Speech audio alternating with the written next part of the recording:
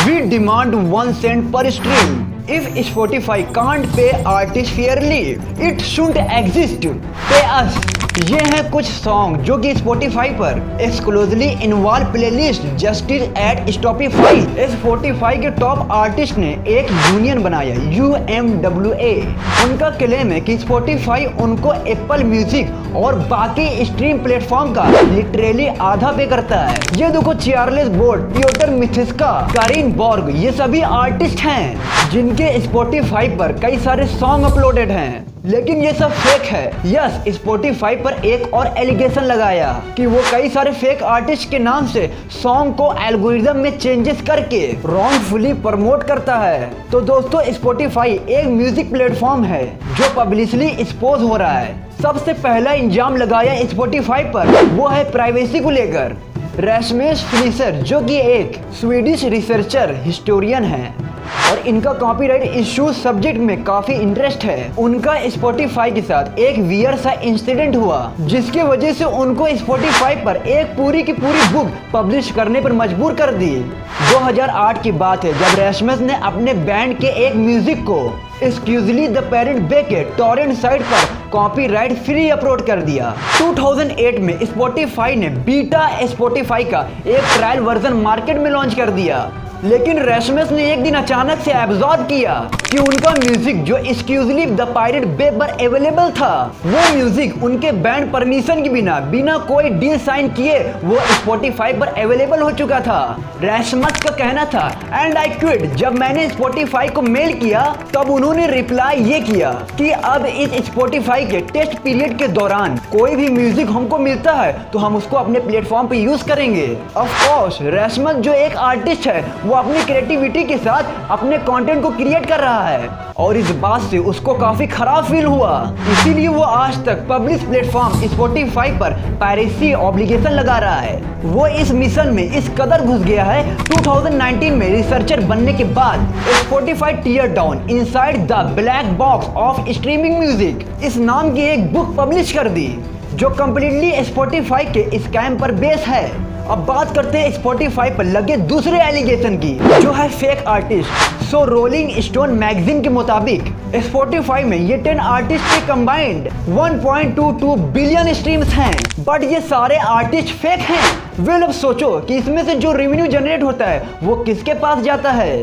दावा है कि 100% रेवेन्यू Spotify के पास जाता है। सो Spotify पर एलिगेशन ये लगाया कि ये कहीं से भी म्यूजिक उठाकर उसके सूडोनेम के अंडर में अपने प्लेटफॉर्म पर वायरल करवाते हैं और जो रेवेन्यू आता है उसे ये खुद अपने घर ले जाते हैं। और इसीलिए कई इंडिपेंडेंट आर्टिस्ट ये फेक आर्टिस्ट को हटवाने के लिए और अपने आप को वेरीफाई करवाने के लिए कॉन्स्टेंटली Spotify पर दबाव डाल रहे हैं। अब दूसरे प्लेटफॉर्म के कंपैरिजन में Spotify पे जो मेजोरिटी आर्टिस्ट हैं उनको लिटरली आधा पे किया जा रहा है। For example Apple music other streaming platform के कंपैरिजन में ये चीज बेसिकली Spotify पर लगी one of the biggest allegation. और इसीलिए इसे रिजॉल्व करने के लिए Spotify ने एक वेबसाइट बनाया जिसका नाम था लाउड क्लियर, जो बेसिकली रेवेन्यू आर्टिस्ट और Spotify के बीच कैसे शेयर होता है उसका पूरा मैक्स बताता है। लेकिन इससे आर्टिस्ट को कुछ खास आंसर नहीं मिला। उल्टा union of musician and allied workers जो कि आर्टिस्ट का एक यूनियन है, उन्होंने उसका जवाब देने के लिए अपने खुद के वेबसाइट पर एक टैब ही बना डाला,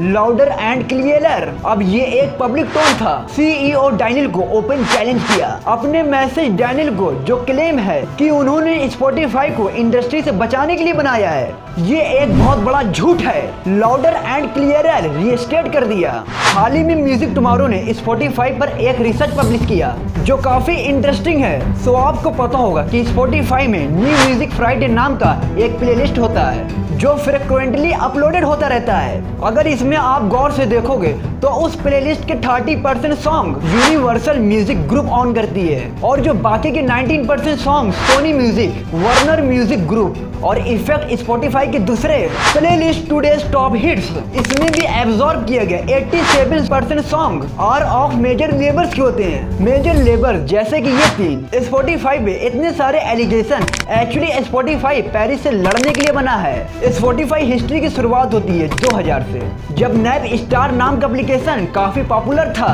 जो बेसिकली पायरेटेड म्यूजिक को मासेस में वेयरली अवेलेबल बना रहा था। इससे ऑफकोर्स इंडिपेंडेंट आर्टिस्ट और म्यूजिक लेवल को काफी लॉस हो रहा था और उनका रेवेन्यू अचानक से डिक्लाइन होने लगा। और इसीलिए 2006 में स्पॉटिफाई के को फाउंडर CEO डैनियल क्विक को एक मस्त आइडिया आया, जहां पर लोग फ्री म्यूजिक सुन सकते हैं और इससे आर्टिस्ट और म्यूजिक लेवल को लॉस भी ना होगा। अब इस मॉडल को कैसे सपोर्ट किया जा सकता था? फाइनेंशियल इस बिजनेस मॉडल को ऐसे डिजाइन किया कि एडवर्टाइज से प्लेटफॉर्म को मॉनेटरी फंड किया जाए।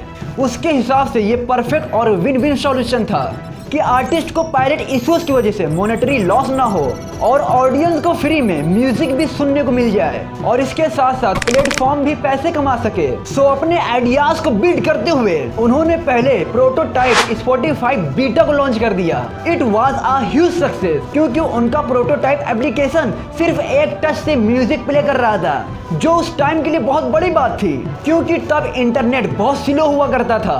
फिर उन्होंने अपने प्रोटोटाइप बिल्ड होने के बाद पॉपुलर म्यूजिक लेबल अप्रोच करना शुरू कर दिया और इसके लिए स्पॉटिफाई ने स्टार्ट किया कई जगहों से पायरेटेड म्यूजिक को सोर्स करके प्लेटफॉर्म पर प्ले करना, बस इसीलिए ताकि उनके पास म्यूजिक लेवल को दिखाने के लिए उनके प्लेटफॉर्म पे म्यूजिक अवेलेबल हो। पर अभी भी ये प्रॉब्लम थी, जब भी डैनियल अपना ये फ्री म्यूजिक मासेस में अवेलेबल करने का आइडिया लेबल के पास लेकर जाते, वो सिर्फ फ्री शब्द सुनकर मना कर देते थे।